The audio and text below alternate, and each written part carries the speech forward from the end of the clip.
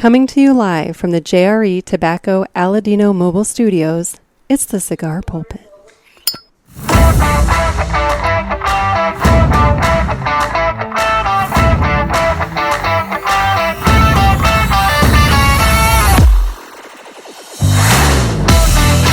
Hello, everybody, and welcome to another sermon from the Cigar Pulpit. I'm the Bishop of the Burn, Nick, and with me today, we have Mike Brinker of Santinos in Imperial, Missouri. How the hell are you doing, Mike? I am glad to be here, Nick. Glad to have you guys here at Santinos in Imperial, and looking forward to having a great show with you today. We're going to have a lot of fun. So, before we get into everything we want to learn about Santinos, learn about you and everything else, what are we smoking today? We're going to be smoking the 2019 La Creme from Crowned Heads. Okay. It is a Bellicoso with a Connecticut broadleaf wrapper, a very fancy looking Ecuadorian Sumatra binder with Nicaragua filler. All right. So, I'm going to go ahead and pull off the Crowned Heads footband here. Gotta love those, don't you? Dude, I swear, it's like there's competitions amongst these manufacturers to see how much or how many bands they can put on a cigar sometimes. And then it's like, how many bands? How big of a band? It's like, can I cover the whole cigar with one band? Yeah. Or can we make sure they can't see the tobacco at all on the cigar before they buy it? And then let's make it super hard to get into the cigar, Romacraft, and that sort of thing, to get the band off of it, you know? Right. I don't know how many I've ruined half drunk trying to get some of these. Yeah, just getting you peel that wrapper, and then you're down to the end when you're really digging the flavor of it and everything, but you got that little tear in the wrapper from fingernailing the band. Or the one I love, because I'm half blind, when it's dark in here, I don't see the tobacco-colored footband. No. And I start lighting, and the bartender's like, are you going to smoke that part? Well, I mean, at least it doesn't just completely catch on fire, All right, so it's time to go ahead and cut the cigar. And the official cutting is brought to you by Dan the Man Ponder at Riverman Cigar Company. Guys, he's put in a lot of PCA orders over there at Riverman, and he's got that great 1,500 square foot covered patio to sit out and have your cigars at. Granted, it's hot as balls in St. Louis right now, so I wouldn't want to be sitting outside. The humidity is just killer. No, it's gross. It's so gross. But he's got the lounge, and you can hang out and smoke and chill and, get verbally assaulted by Miss Cindy. And but that's part of the charm, right?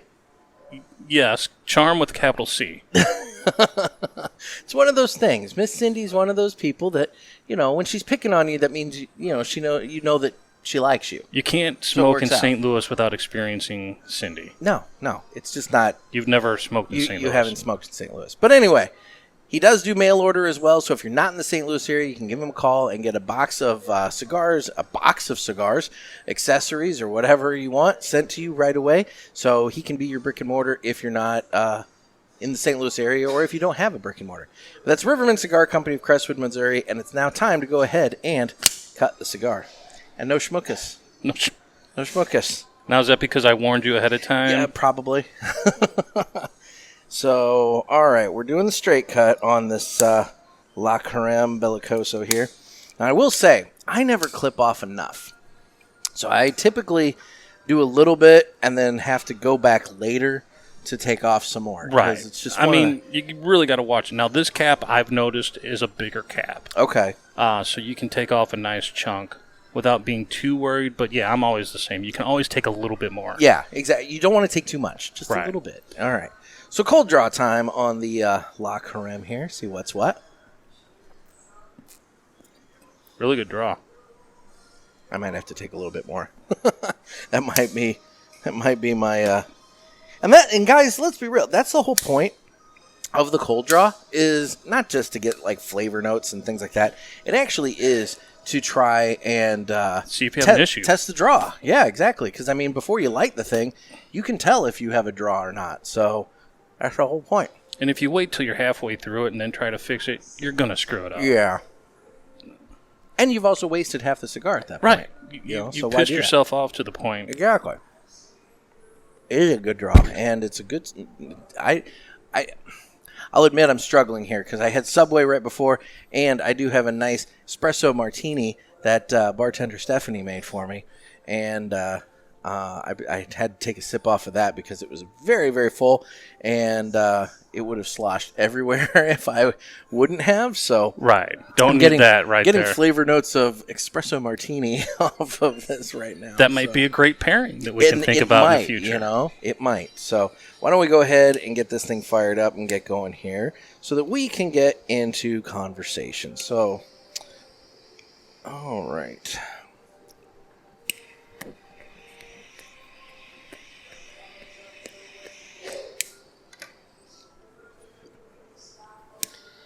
So, Mike, we're here at Santinos in Imperial, Missouri, which, for those people unfamiliar with the area, Imperial is south of the city.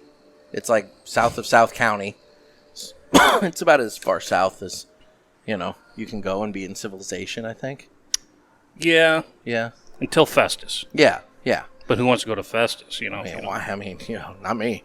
I'm kidding. That's going to hurt. I was going to say, I'm kidding to those in Festus. I like Festus. But, I'm here now. But anyway, so why don't you tell us a little bit about Santinos? All right. The current owner has owned Santinos since 2016. We were on Vogel Road originally, and we moved here to Imperial at 1508 Professional Drive back in September of 2021 at our nice, huge bar, lounge, patio facility. It is a really nice facility. You guys have, very large lounge in here. Really nice size walk-in humidor. You have a wine room. The humidor was as big as the old bar. Oh, really? Yeah. Wow. Okay. All right. So you did upgrade significantly. And then, you have the wine room, which is non-smoking, correct? Correct. For the people that would like to experience the alcohol, but just don't experience the smoke. Yeah. And then you mentioned the patio. There's a really nice patio out there. Huge patio. You can. Granted, right now, as we said, it's hotter and humid and balls right now. But so there's nobody out there right now. But typically, you've got lots of space out there for hanging out and enjoying the nice weather. We've got cornhole games. We've got fire pits for the fall and the spring. Oh, that'll be nice. Yeah. Give you something to do.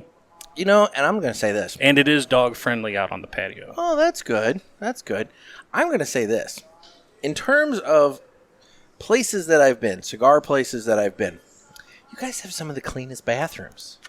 That is something the owner and management have always been sticklers for. Because nothing sucks more than going to a place and going into a filthy bathroom. Right. Well, and especially at the old location, we only had the one bathroom. So everyone had to share it. So you really had to make sure it was clean for the women. Well, yeah. They're a little more they should be. I mean, now here you and I can stand up. Here we have 3 bathrooms upstairs, 1 dedicated female only. Yeah. So, but we still try to keep that level of excellence up there because it's a big, nice, wheelchair accessible ADA restrooms. And that's the thing. It's silly. It sounds silly for me to bring it up as like a point of discussion, but I mean, like I said, I've been in plenty of cigar places before, man, and it really is something that should be complimented because I've been in plenty where that is not the norm. And so, anyway, but the thing that I want to talk about the most here with you, and let me guess. What? The alcohol selection. Well, the alcohol and the cigars. So, we... on the show, I've talked with a multitude of different retailers.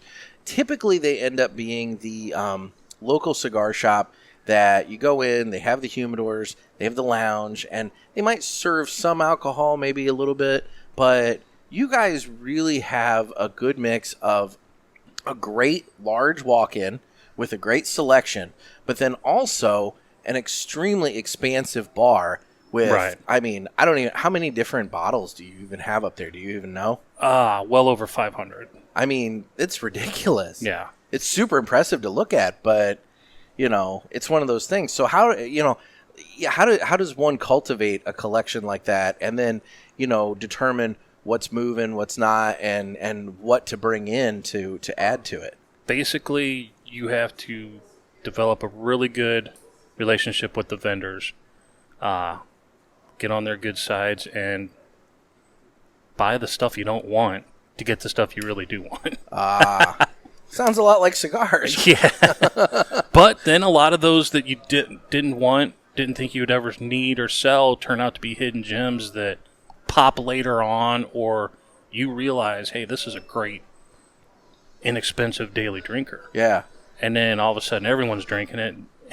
And you're moving it. Right. And as long as and it then moves, the reps are like, how are you selling this? You know? Well, yeah, and it's one of those things that I'm sure, at least for the ownership and everything else, their favorite drink is the one that's moving them out the most, So same with cigars. Yeah, exactly. It's like you have your personal favorite, but in terms of the shop, what's moving? So let's talk about that. So in terms of the liquor selection here, are you heavy in one particular type? Like, what are some of the top favorites? We're heaviest in bourbon.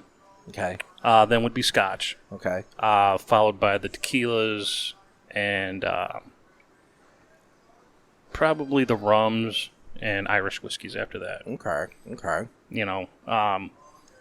And then also, like, our rails are most people's top shelves. Oh, really? So, like our rail gin is Tanqueray. Oh, okay. Yeah. Jack Daniels is a rail. Crown is a rail. Oh, wow. Except for some of the special edition crowns. Yeah. Evan Williams is a rail. Yeah. Okay. I mean, so you guys are providing a little higher level of liquor experience. We've got everything from a $500 for an ounce and a half all the way down to the rail. Really, $500 for an ounce and a half? What is that? That's the Louis the 14th, 13th. Okay. Yeah. Wow. I don't have a palate for liquor like that, so like that would be a complete waste of money on me. But I'm sure there's at least somebody out in my audience that is sitting there going like, "Ooh, okay, interesting." But I mean, you guys really do seem to have something for everybody. I know when I come in here, Stephanie will make me either the espresso martinis or my white Russians, exactly. But I see a lot of people getting their smoked old fashions. Yes. We've got the machines for smoking the old fashions. People seem to really love those.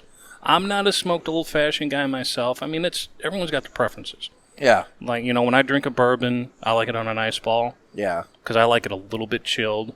I know it dilutes it. Oh, my God, how dare you dilute that bourbon. But, I don't drink the high-end stuff either. I've tried it. Yeah. Like you were saying, I don't have the personal palate for it, so why waste the money? Exactly. There's some great, $15 and under bourbons here that you can just, have a hell of a time on. For sure. But now, pivoting to the humidor, I do have a palate for that kind of stuff. Right. And you guys have a really great selection in the humidor. How did that kind of all come about? Well, since Mike started back in 2016, we've really developed it and changed entire landscapes over time. From going boutique heavy to, just some of the majors. And now I think we've got a really good mix of General and Oliva, Rocky, Perdomo, plus some of the lesser knowns, and some of the smaller growing great tobaccos out there. Yeah. Yeah, like for example, I mentioned Roma Craft. You have some quite a bit of Roma Craft in there. A lot of Aladino. There's some All Saints. Yeah. There's little some selection Illusion, some Tatuaje. We're working on bringing that back. Yeah, into My more Father, that kind of thing. My Father, yeah, that's a great stick. And then Crowned Heads. Now, for those people who are searching out some of the more aged, limited editions, I would say that Santinos is definitely a place to hit up, because not only do you have this 2019 edition La Creme, but you've also got some of the older years of the Las Calaveras and some other hidden gems that we bought up for holding on for a rainy day and later on. You know? Because you never know when something's going to be sought for. Yeah. And we got a good deal on it. Can't beat that. So, well, there you go. Well, in terms of the place, you guys obviously, have your normal regular hours, but, you guys do parties and that sort of thing as well? Yeah. We're available for parties. We do rent out the entire location if need be. Or if you just want to reserve tables or reserve a patio or even just reserve the non-smoking room for food, which we allow people to bring in. We do all kinds of different things. All you got to do is give us a call at 636-223-2293, and anybody answering the phone should be able to help you. Perfect. And so let's talk a little bit about the La Creme here. This is smoking really smoothly. Right. Like, I don't know, what are you a flavor note guy, or are you just I smoke it and I like it kind of guy? I smoke it and I like it type of guy. Okay. I'm not getting a lot of spice personally out of it. No. Now, I don't retrohale like you. I don't know if you've tried that yet. I haven't heard you coughing or hacking up along. Super smooth. I was going to say, you did that really smooth. You look professional. Super smooth on the retro. That was a professional version. A little bit of almost like a darker baker's chocolate, kind of that like bitterish kind of chocolate. Mm-hmm. I don't want to say that it's a bitter cigar, but you know what I mean when I... baker's chocolate's not sweet. Right. We've all made that mistake as a kid. Oh, I know I did. I went into the kitchen one night and I was hungry and I just saw this big old block of it and I'm like, ooh. Mom said you ain't going to like it. I didn't have that. She wasn't in the room. So I took a nice big chunk of it and I'm like, ew. So, yeah, it didn't work out. But, burning great, draws great. It is. I had a little bit in the beginning, but that was on me. I didn't get one little piece lit properly.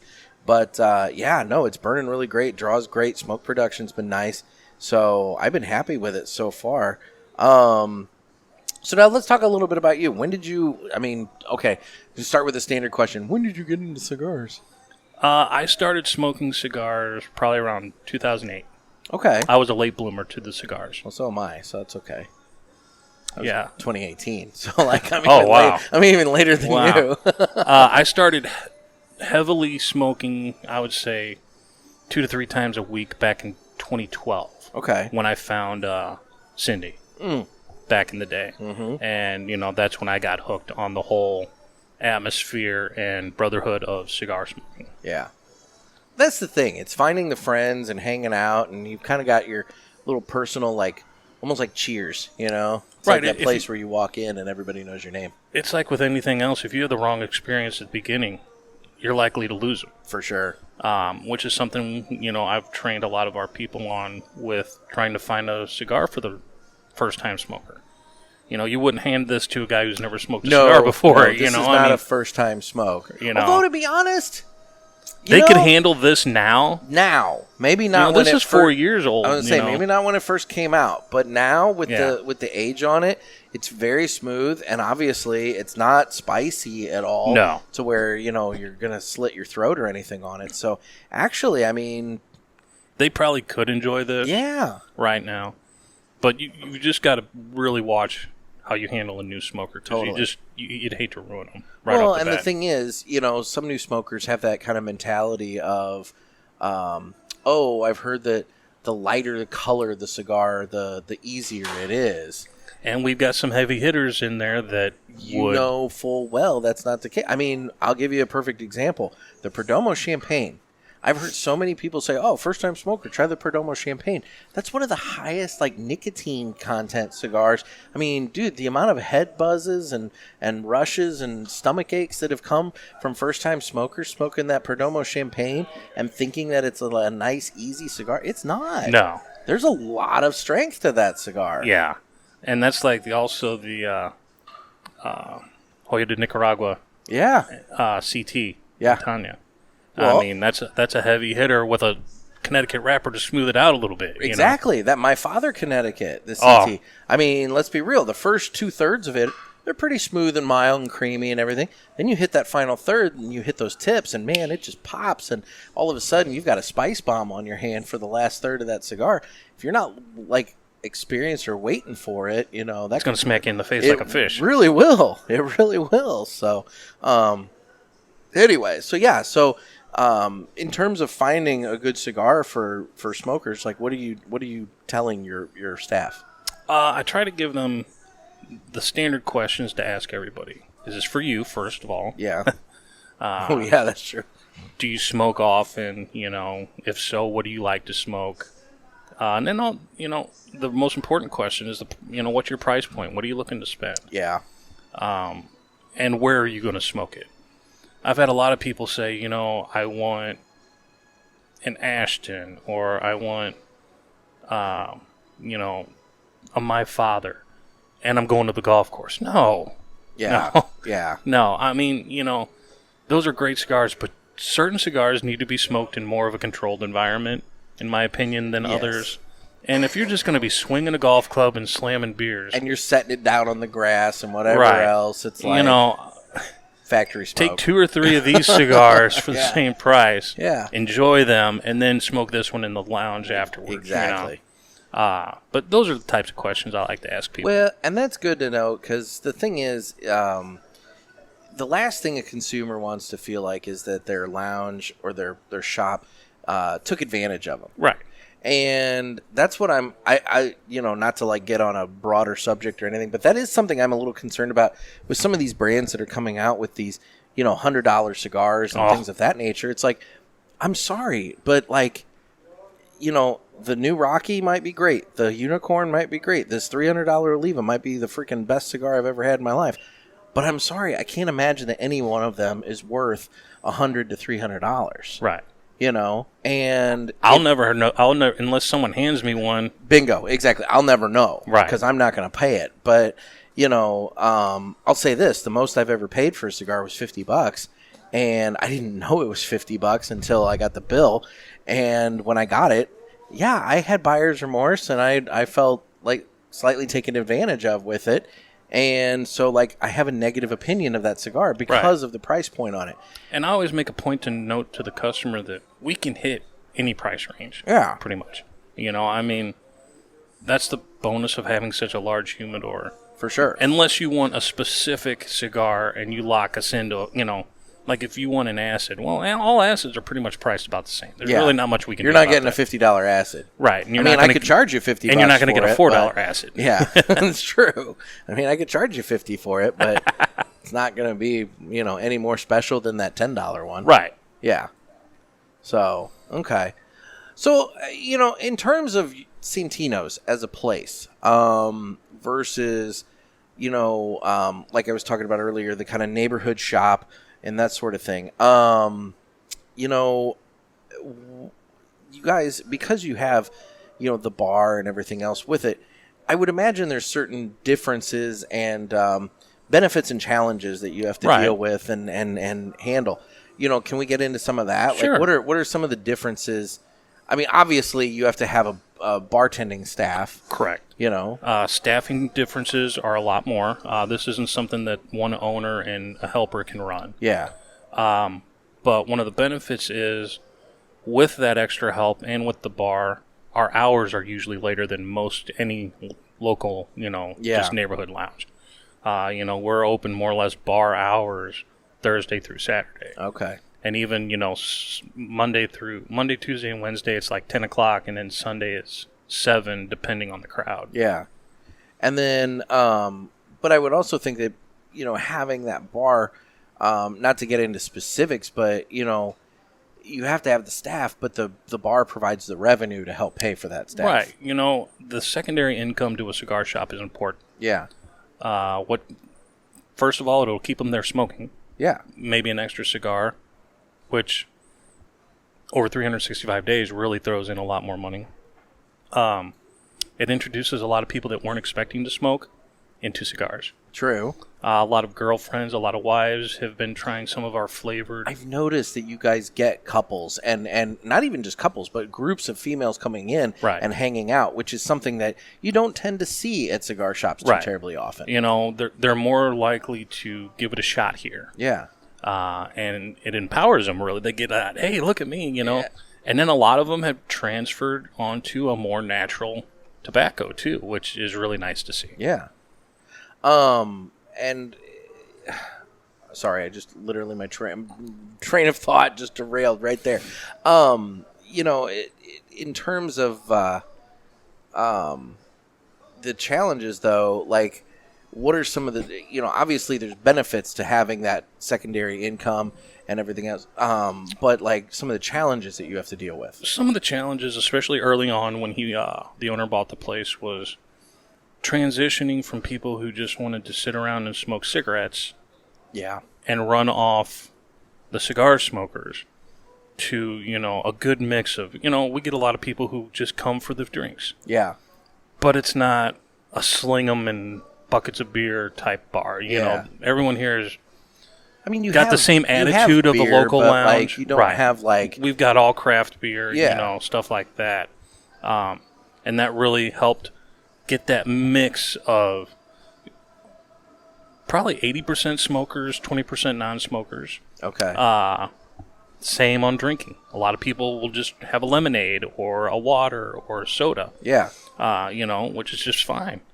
Hey, come on in, have fun, We still get that whole people talking amongst each other that they don't even know.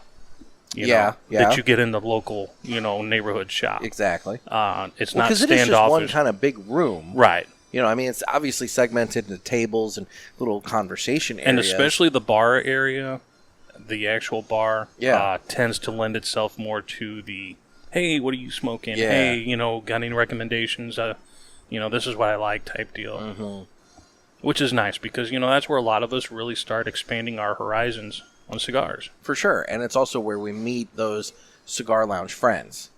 Is you kind of just make friends over the cigar, and then from there, conversation expands. Yeah. And you still get the typical A-personality I'm regulars sure. and every shop. The one-upper regulars. I was going to say, every shop, be it a shop or a lounge or whatever it is, they all have those same, archetypes, So you have those here. Yes. Obviously. Yes. I remembered what my train of thought was. So you were talking about secondary revenue and that sort of thing. It's one of those things I've talked about on the show where typically the markup on cigars is 2 times. So like, if you buy it for $5, you sell it for $10, that $5, that's your quote unquote profit. It's not really a profit, it's the gross. Right. And that's what helps pay the staff, pay the electric, pay the rent, pay everything. Insurance, and then taxes. You might have this much exactly, insurance and taxes, to where then you have like this much left for actual profit. But in terms of a place like this, the liquor, the bar, I'm not gonna, again, not asking specifics, but typically the markup on the booze is a little higher, and that provides you the opportunity to make more on an individual, by them. If they get an hour out of their cigar, they've paid 2 times on that cigar. But if they're sitting there for an hour, they might have 2 drinks, maybe a third. And then if they have a second cigar, then you're talking maybe 3 or 4 drinks. Right. Suddenly that butt in the seat is much more valuable than that same butt in the seat at a neighborhood cigar shop that's sitting there having 2 cigars. And a soda. And all they're getting out of them is maybe the $2 or $3 for the soda and the 2 times on each cigar. And really, the soda, they're only probably making 50 to 75 cents. If that. Yeah. Because most neighborhood shops aren't big enough because of the way Coca-Cola and Pepsi structure their things. They can't get a gun with the bags. Mm-hmm. You got to buy cans and bottles, and unless you just mark the shit out of it. And it's not like a gas station where they're do buying so much volume. So much. Exactly. They're doing the volume that they can keep the price low. Because let's be real, the gas station, that bottle of soda, that's, it's discounted because they're doing the volume. Right. Whereas a cigar shop, they might buy a case for a week. Right. Whereas the gas station might go up through a case in 3 hours. Well, and it's like with any other, like if this was just a regular bar. Yeah. Or a regular bar here in the area, what do? They sell food to keep you there drinking. Precisely. Gas stations, they sell gas to get you in there to buy the stuff in the convenience store. Well, movie theaters, they have the movies. They don't make anything off the movie. No, they're making everything off the popcorn, the candy, and the soda. Precisely. Yeah. So, in terms of this, you guys have the cigars with the thought that maybe somebody will sit and have a couple of drinks. Right. Yeah. Makes sense. I've actually been hearing, obviously we're in the summertime now, so people are doing better. But over the winter and into the early spring, when a lot of shops typically are much slower. This past year, it seemed like the shop retailers, just the shop retailers, right? They were struggling. That this past year, it was slower than hell.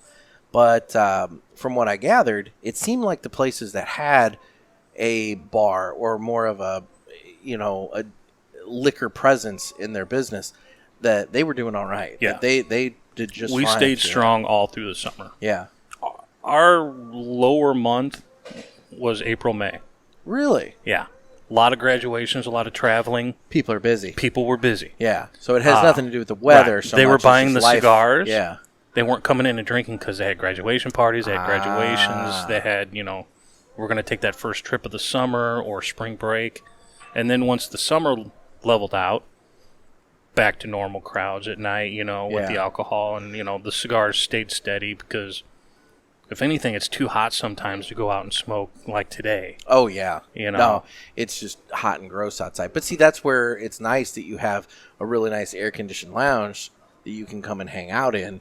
But that's assuming you can get away on a, in this case, Sunday to do that. Right. I mean, if you've got family obligations, you're going to be doing that. Exactly. So you brought up something interesting, people coming in and buying cigars. And given the fact that it is, a bar atmosphere with the humidor, in terms of walk-in traffic, I would, you think about walk-in traffic at the shops, the corner stops and that kind of thing. But you guys get a lot of walk-in traffic? Yes. Yes, we still do. A large amount of people who have been coming to us since we've been open and have never sat down and smoked in our lounge. Interesting. Yes. So they just come in, they go to the humidor, they walk up to the bar, they pay, and they go. Right. Now, just knowing a few other shops I've worked at, where maybe 80% were people of that have never sat in the lounge, just, smoking on their own. Yeah. I'd say we're about maybe 60%. Okay. Slightly lower amount of strictly walk-in, but most of them, even if they're coming today just to grab a few sticks, the last time they were here, they sat here. Okay.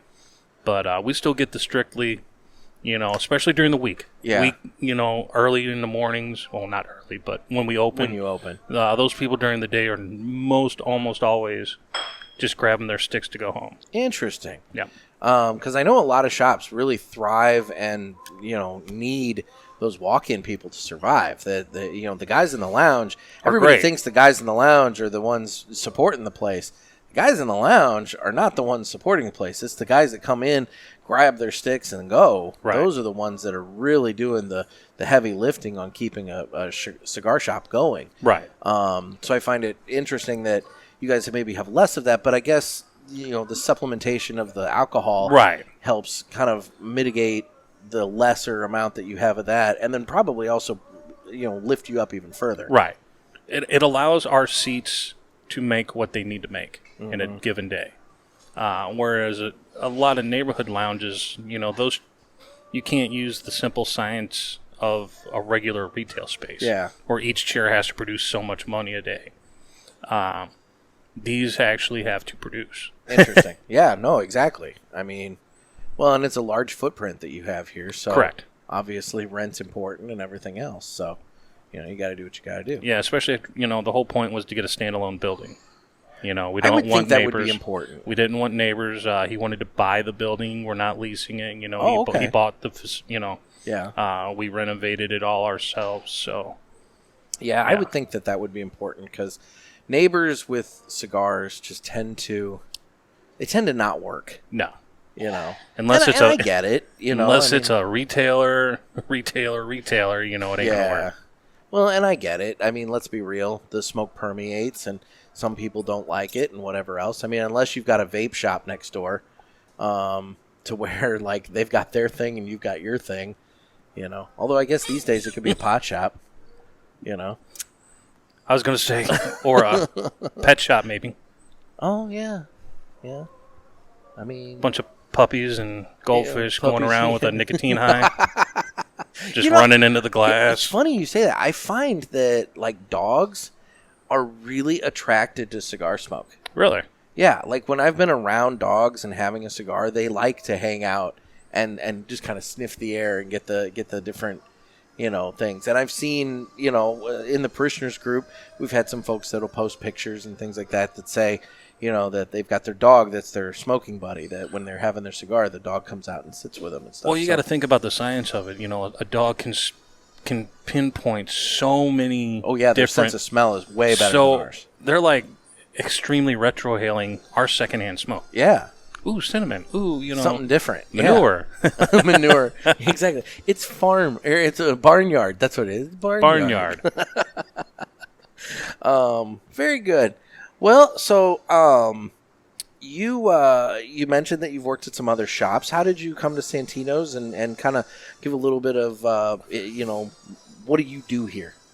Came to Santinos back in 2016 as a customer. Okay. Facebook just kept throwing it out there. It's funny how that works. And I read the reviews and was sitting there one Saturday, said I'm going to go down. Had a really good time, and over time started helping the owner with some things I thought could help out, in the humidor and this and that with different brands he was, working with and at the time, and where I thought he might need to change for the area. Yeah. And for the customer, base that was around here. And then eventually, he's like, hey, you want to come work for me part-time as like a bartender and cigar manager? Yeah. Started doing that. Luckily, we didn't have quite the selection back then at the old place because I'm not a bartender. Yeah, yeah. It was a lot of straight pours and stuff like that. Now, that's an interesting point, that when you guys are staffing and you're hiring and everything, it's not just a matter of like, you can bring in just anybody off the street. I mean, there's a skill set that's needed, because bartending is a skill in and of itself.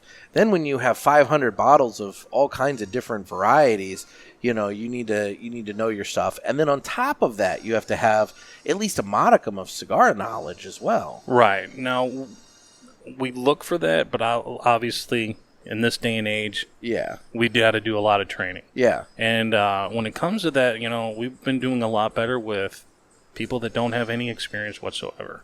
Really? Just get them from the For ground any up. Of it? Yeah. Just train them straight out and slowly bring them up. With the bar, teach them the main drinks, old fashions, Manhattan, margaritas, martinis. And then with the cigars, bring them in slowly, mainly show them where everything's at. Yeah. Because most of our customers, hey, I'm looking for Oliva. Okay, it's right there. Yeah. Or, and then we train them on how to handle a new smoker. Then we train them on, if they like this, try this. If they like this, try that. I see. And then a lot of the bartenders just slowly start picking it up themselves, either through smoking on their own or by helping so many people and the regulars and hearing the regulars talk about this. I was in conversation. Right. Yeah. They pick it up through there. Yeah. Interesting. Okay. So anyway, so you came in and you were like, hey, I do straight pours and that sort of thing. Yes. And then I was still working full time. Okay. I did that till about 2021, where Mike asked me to come in full time. That was when he was starting to build this place. Yeah. Which was during COVID a nightmare. There were a lot of nightmares. There was no way he could handle both running that existing shop and trying to get this facility remodeled. Oh no, I wouldn't think so. So, because we hand built the entire shelving system and everything in there. Really? Yeah, that was all done in Mike's barn. Oh my gosh! So they spent the whole summer of 2021 in a hot barn building shelving and stuff. Oh my god! Yeah. So that whole time I was in the lounge in the air conditioning, ordering cigars and spending money. Good for you. Yes. You got the right gig. Right. But and it just took off from there. Okay. All right. Well, perfect. Well, yeah. No, it's a nice place. I enjoy coming out, and I mean, it's I've seen it really busy in here. I've seen it, today, like a really chill day, but I guess that's like with any place, it's got its times. Yeah. And, sometimes you walk in on a Monday afternoon and it's like, well, is nobody working? Yeah, it's like this place is packed, and then some Saturday evenings it's like there must be a lot of concerts or something going on in town, So, well, Snoop Dogg's in town tonight. Oh, good Lord. I don't know if that's going to impact your business, though. No. Now, the pot place next door to the Subway that I stopped at. From 2:30 till 4 is going to be slammed. Slammed. And then nothing at 7. And then nothing from then on. Well, why don't we now go ahead and jump into this? We all need to live united, but one must go. Brought to you by United Cigars, makers of La Giana Havana, Abuelo, Red Anchor, Firecracker, and of course, United Cigars. Distributors of Jose Dominguez, Garofalo, Montosa, and Terra Nova, and the highly acclaimed Atabey, Byron, and Bandolero. Buy United, Smoke United, Live United, United Cigars. You know, I got some recording drops that I need to have done. I probably need to talk to some of your bartending staff to get some sultry voices. Oh, yeah. Because, you know, the listeners like to mix it up other than just hearing me. You know, they don't want to hear I me. definitely think we could hook that up. I mean, you know, you listen. Yes. You don't want to hear me all the time. I don't, It's okay. don't paint me in a corner. I get it. So, okay, so it's one must go time. And you know how this works. I'm going to throw out a couple things and, you know, we got to cut one. So, today, it's going to be fast food options. So, we have Chick-fil-A, we have Chipotle, Five Guys, and Popeyes. Now, I have thoughts. See, this one's a no-brainer for me. Because see, I hate it when it's a no-brainer for somebody. I have never been to Popeyes or Chipotle. So either So one right of those there- is like, yeah, okay. Although I really want to try Popeyes. Popeye's chicken sandwich is far superior to Chick-fil-A. Yeah. Far superior. I've heard that a lot. And this is what I was about to say about Chick-fil-A. Every time I go to Chick-fil-A, I get the nuggets because if I get the sandwich, every single time I get the sandwich, I always get one that still has that gristly connector piece where the two chicken breasts come together, and they leave that on for some stupid reason, and then they fry the chicken breast and put it on the sandwich, and inevitably the first bite I take is right into that, and it's like gristly and gross, and I'm like, I'm done. So I haven't had a Chick-fil-A. Or it falls out on your, Wait, I mean, yeah, so I haven't had a Chick-fil-A chicken sandwich in, I mean, dear God, it may be, it's at least 5 years, probably longer. I mean, I just don't do it. So, but I like Chick-fil-A. The peach shake, I do like their peach shake. I've never tried that. Dude, they put it out over the summer. Okay. It's Well, out that right makes now. sense. And phenomenal. I do like the peach shake.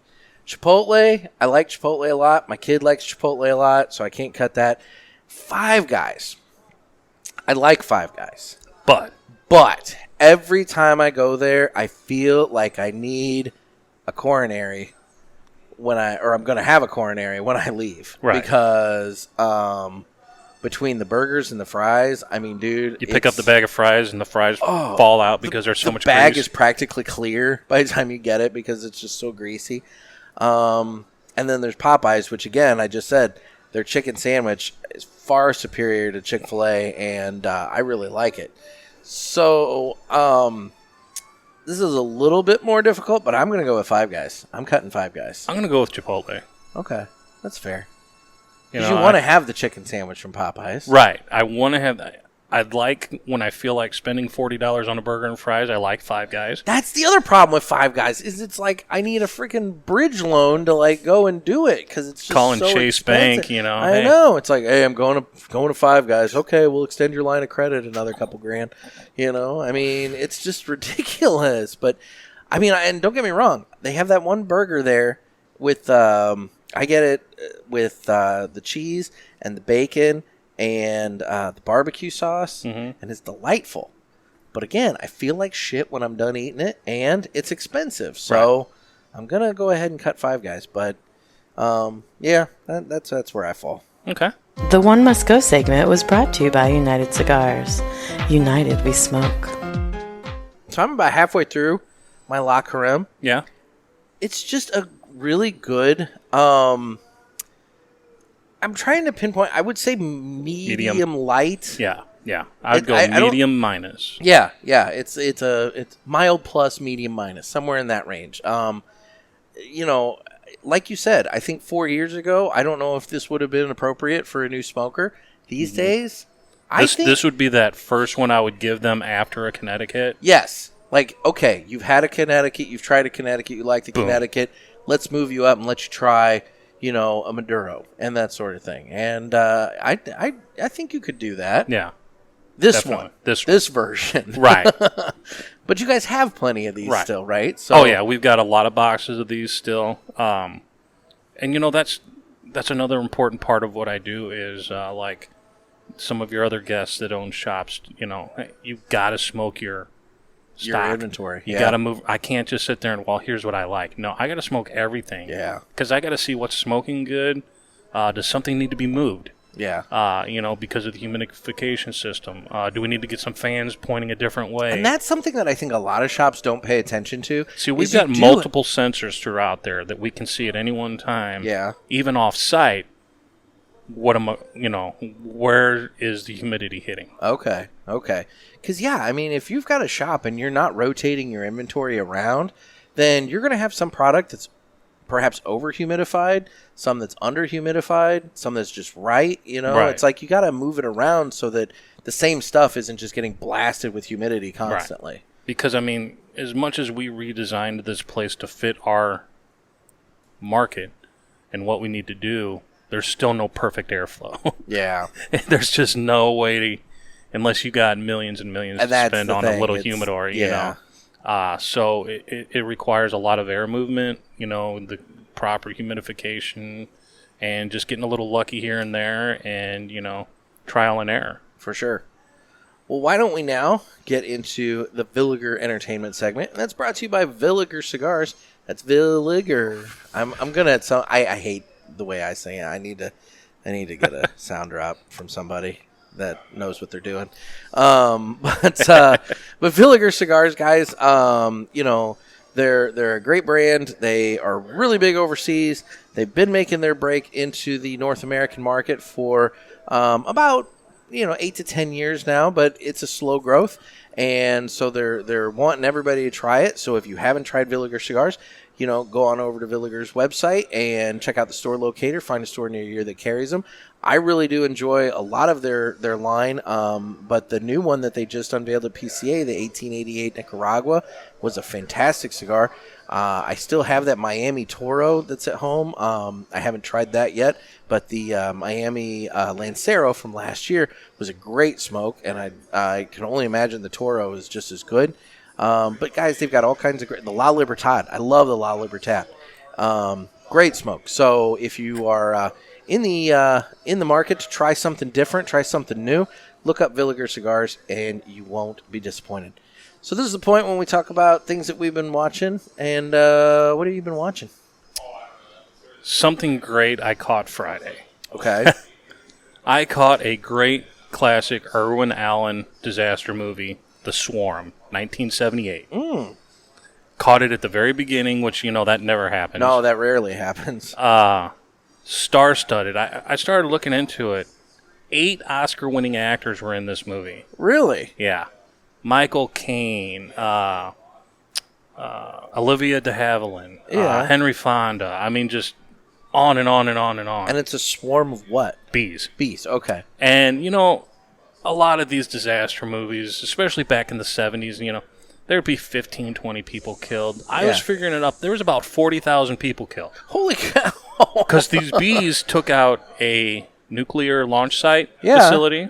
Yeah. They took out a nuclear power plant outside of Houston, which killed like 36,000 people. Oh, my gosh. Causing a meltdown. But bees were a legit concern. These were back when, the Africanized killer bees were, the big story in the late 70s. Well, we had the what was it, the killer hornets or whatever? Murder hornets. Murder hornets, that's what it was. Right. But the big thing about this movie, I didn't realize till watching it Friday, a lot of dead and murdered children on screen. Oh, God. Which for 1978 was a big thing. That's a big thing now, I would think. Yeah. I couldn't. It's like, holy cow. Those, it's like, yeah. It's like, wow. Whoa. They went all out on that one. Okay. But everyone panned it. It had horrible ratings. Michael Caine calls it the worst movie he's ever made. It's total cheese, but, without those movies, you don't get The Day After Tomorrow and stuff like that. So, but you dug it. I dug it. Okay. I really enjoyed it. All right. I finished watching Vice Principals last night. And this is one that Noah, when he was on the show, he recommended to me and everything because I really like the Righteous Gemstones. So I've been, obviously keeping up with that. Well, this is another one that's kind of by Danny McBride. And it's 2 seasons. And it's Danny McBride and Walton Goggins. And they're vice principals at a high school. And they're both vying for the principal job. And it's just so fucked up. And the thing about it is that, like, the first season goes kind of how you think, in terms of the end result. But then, like, in the last, minute of the last episode of the first season, something happens. And I'm not going to spoil it. But it sets up the whole second season. And the whole second season, you think you might know what's going on. But, man, that last episode of the second season, I mean, I can show you the text messages I was firing off at Noah at 12:45 last night. Poor guy's probably trying to go to sleep, and I'm just texting him holy crap. I was live commenting throughout the episode, this just happened, he just lost a hand, things like that. And I mean, it was crazy shit going on in this episode. And it was the most just wacky, crazy, wild, I had no idea what was going on. Well, if it's got Danny McBride. Exactly. But see, what's neat though is that he must like working with the same people in different things. Well, Goggins, obviously, but then also the gal who plays Judy Gemstone in The Righteous Gemstones, which is his sister, is a teacher in this. And then there's just all kinds of different actors. So if you watch his 3 shows, because he's got Vice Principals, Righteous Gemstones, and then Eastbound and Down. You see a lot of the same actors floating amongst those 3 projects. So I guess he's like Sandler. He's got his people that he likes working with. A lot of them do, though. Yeah. The people that all worked in Justified, you see them in other... And Goggins was in that. Right. Yeah. Deadwood. A lot of those people did similar HBO, series and stuff together. Now, one thing I do want to note is that the last episode of Vice Principals... in the last scene, it ended with the song from the Kinks, "Living on a Thin Line," and every time I hear that song, The Sopranos. Yes, the episode when Ralphie beat the hell out of and killed that stripper. Yeah, you see the strippers coming on stage. Yeah, and that song plays, and so that's playing. And the episode's ending, and all I'm doing is flashing back to this, the strippers getting on the stage at the Bada Bing, and where's the boobs? Yeah, exactly. I'm just wait a minute. But no, it was really kind of holy cow, there's another example or reference to that song. What else have I been watching or listening to?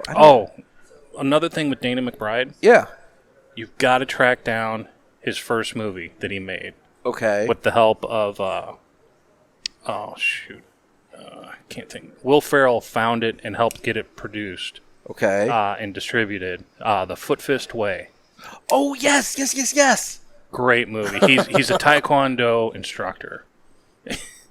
And that's the one where there's that clip that's always being shown where the guy is fighting the woman and he just comes out and just right in and just lays her out. Yes. Okay. All right. Definitely need to check that out. If you're a Danny McBride fan, which it sounds like you are. Oh, yeah. I actually have. I saw him at a Comic-Con. And I have a baseball signed by him, but then he also signed Kenny Powers underneath it. So I have a Kenny Powers, Danny McBride autographed baseball. I feel pretty proud of that, to be honest. And he even ventured into the horror genre with the helping out with writing the last 3 trilogies of the Halloween movies. Oh, I didn't realize that. He was involved in that, yeah. Oh. I know he co-wrote See, I'm not as big into horror. You love the Halloween movies. Yeah. I love all horror movies, but yeah. Yeah. Okay. See, I didn't realize he was involved in that. Yeah. Interesting. I think you and I may have talked about it at the time, but that most recent Halloween movie was a little controversial. Yes. What are your, I think we talked about it at the time, but what are your thoughts on it now with a little bit of time to reflect on it? After stewing on it, as a Halloween fanatic as I am, I would say I'm good with it. Okay. Most people, if you're a casual Halloween fan, would go either way. Yeah. If you only saw the last 3, a younger person never really got into it, just saw like the original Halloween. Yeah. And then these 3, which is the way it was set up to be. Okay. You probably thought, oh, wow, that's a great ending, Okay. Okay. It could have done a little bit better here or there, sure. But, I mean, everyone critiques. There's no great, perfect movie other than maybe Shawshank. Yeah. But even there's some things I've said. There are some things you can pick apart. Like, Right. for example, how did the poster get back over the hole? In the Right. wall? Right. Yeah. Right. So. But, yeah, I enjoyed it. I'm okay with it. But I would not badmouth anyone who was totally against it. Okay. Yeah, I'm trying to think if there's anything else that I've watched that I've been, like, super impressed by since the last time I recorded. And I don't think I think I've just been all in on Vice Principals because I pretty much binged 2 seasons of that in the space of time since then. So, yeah. I did just find out, though, so Futurama is coming back. I've heard that. I didn't know when. The new episode, I think, is premiering maybe next week on Hulu. Wow. Like, the first episode of it is coming out, like maybe next week. I didn't realize how far behind I was on that show because I remembered it was on Fox for a while. Then they put out those movies, those direct-to-DVD movies, that I guess they turned into the 6th season.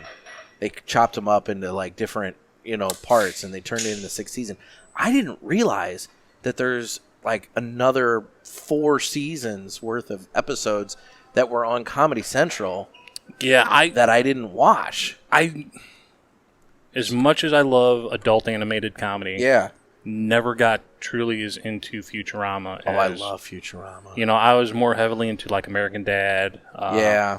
and such. But I just lost track with Futurama. Futurama's yeah. King of the Hill is another one they're bringing back apparently. Are they really?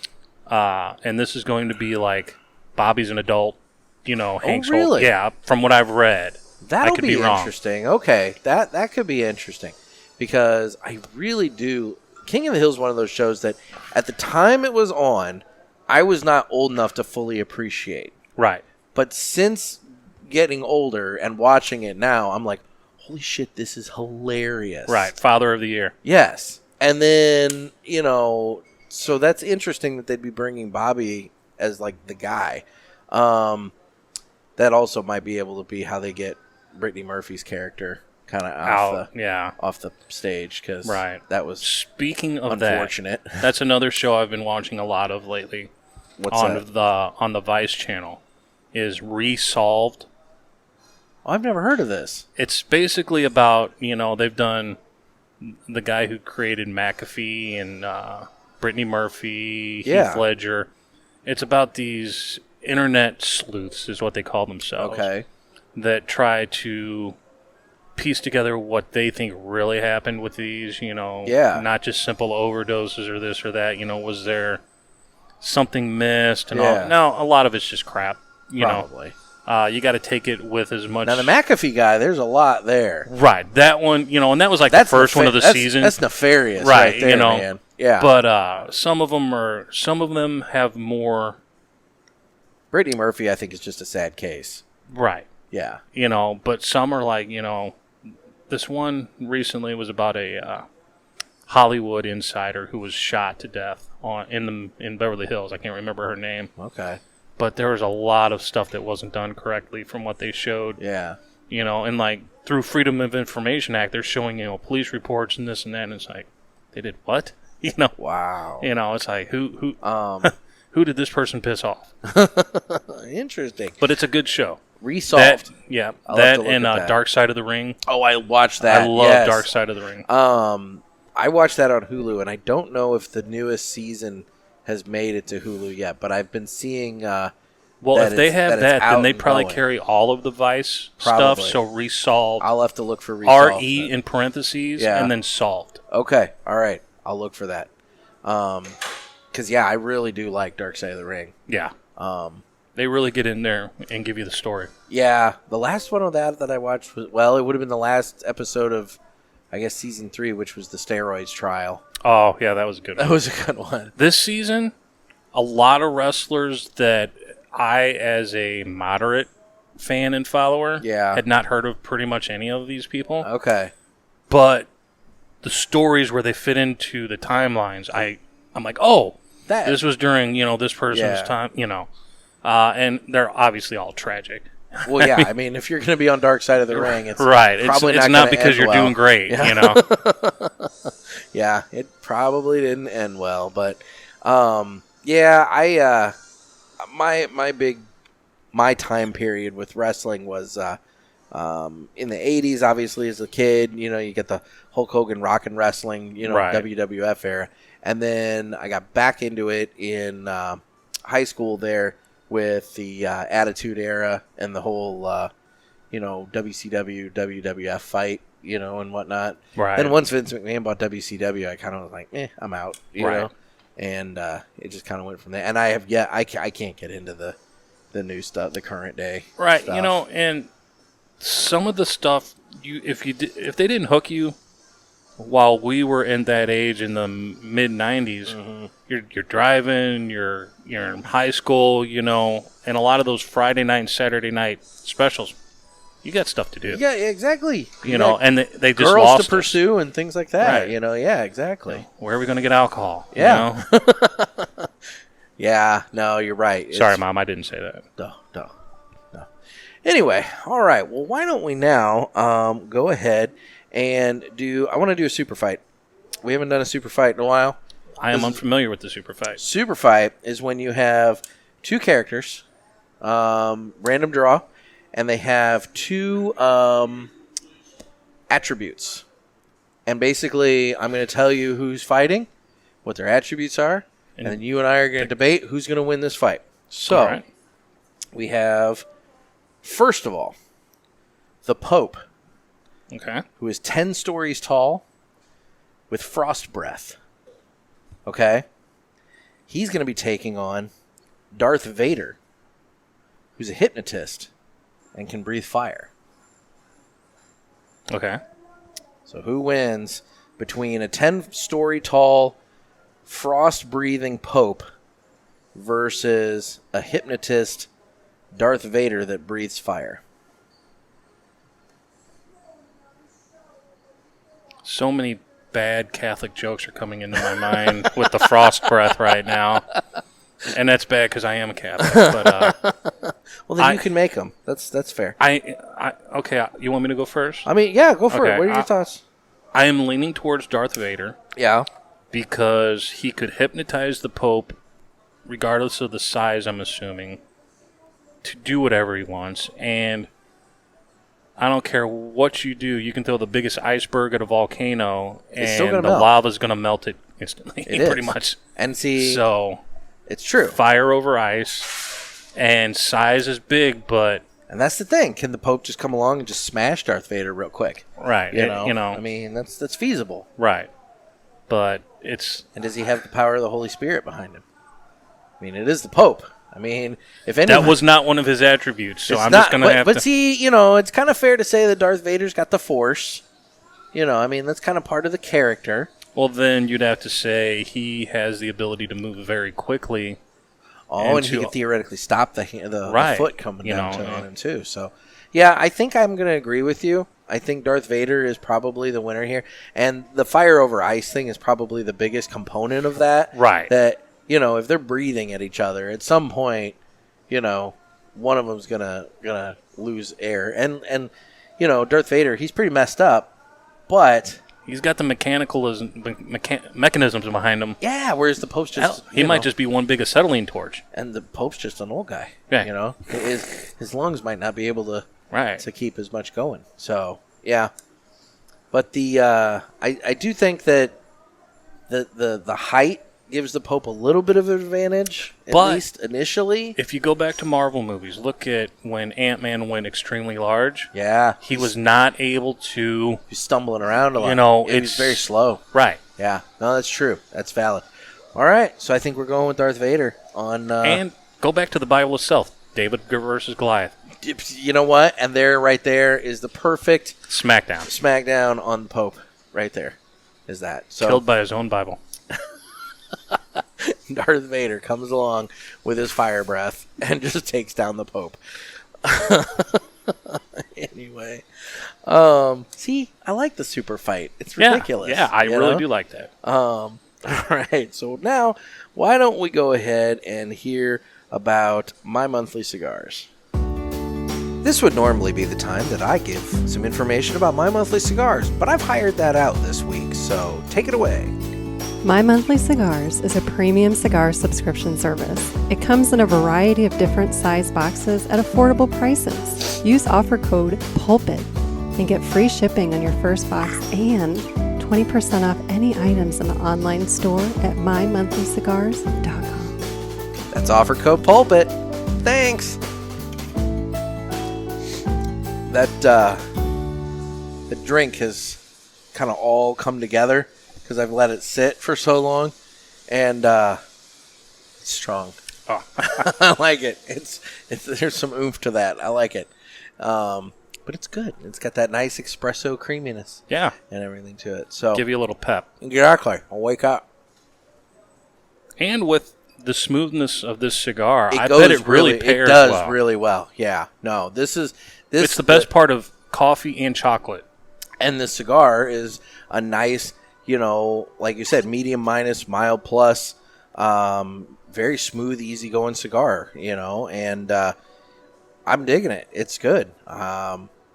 It's a nice selection here that, folks, you can pick up at Santinos when you're in the Imperial, Missouri area. And speaking of which, I announced it a couple episodes back, but Pulpit Fest is coming up September the 22nd and 23rd here in the St. Louis area. We're going to have a lot of things going on, but one of the things that I did want to go ahead and say is that Saturday the 23rd, we'll be completing the Pulpit Fest experience by coming here to Santinos and letting everybody hang out. We'll have the patio. We'll have all kinds of space. And, people can try the bar, try the humidor, and just kind of hang out and party here. Have a fire pit going, We've got music on the patio, lighting and all that. Maybe get some fun little raffles going on. Very good. I've got so much swag in the basement that I think would be perfect. Give out some attendance prizes, do some cigar specials for Pulpit Fest visitors. Love it. And just have a blast. Perfect. Well, guys, make sure that you are marking your calendars for Pulpit Fest coming up September 22nd and 23rd. And Santinos will be on the agenda as part of the fun of that weekend. So you guys can come by and check it out yourselves. In the meantime, we are available on Instagram at The Cigar Pulpit, as well as on Facebook, where we have the Cigar Pulpit Parishioners group. Get in on that so you can post cigars that you're smoking and thoughts on the show, typically making fun of me, but, whatever. We're on Twitter, where I don't really do much, YouTube, where you can watch this. And we do need your questions for the Ask the Boys episode that's coming up at the end of the month.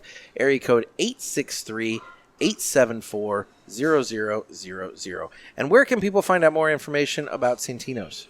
You can go to our website, Santinos Cigars and Cocktails. We are on Facebook, Santinos Cigars and Cocktails. Just search that and it'll bring you to our location. We do a little on Instagram, but not much. Nothing on Twitter. Mainly on Facebook. We post all of our events, specials, all kinds of little, whatever we're doing this day or week, we post on there. Cool. Very cool. Well, final thoughts on the 2019 La Creme from Crowned Heads? Getting better every day. Yep. And it's just a really great, smooth, enjoyable smoke that pretty much anybody, regardless of what they really like, I think can enjoy this cigar. I agree, and it's my first of the day, so it was a really good way to kind of start the day because it's not anything that's slitting my throat right off the bat. It's not going to overpower you for your next cigar. No, not at all. Not at all. And again, it pairs very nicely with the espresso martini. Made by Miss Stephanie. Made by Miss Stephanie, who's busy over there making more drinks. Anyway. Well, Mike, I want to thank you for taking time out. Thanks for having me on. And to the parishioners out there, be gentle with me. This is my first real podcast. So. It's his first time. The first time. Be gentle. First time's the hardest. Yes. I'm gonna let it all go. Anyway, well, cool. Well, guys, this has been another sermon from the Cigar Pulpit. I'm Nick, And I'm Mike. Stay safe and stay smoky.